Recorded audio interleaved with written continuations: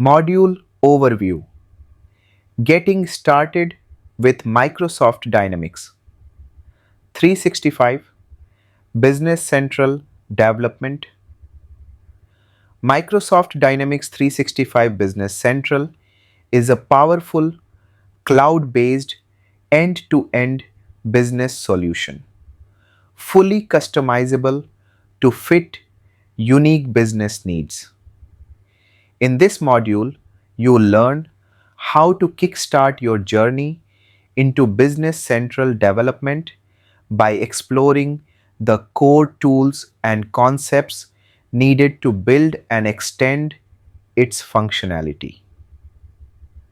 We'll dive into Visual Studio Code, a free, lightweight, and essential tool for Business Central development.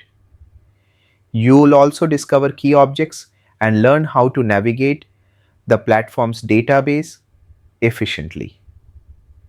This module covers what are extensions. We'll break down the concept of extensions and their role in adding new functionality without altering the base system. Hands-on practice, you'll create, build, and deploy your first extension to a test environment, gaining practical experience from start to finish. Git version control.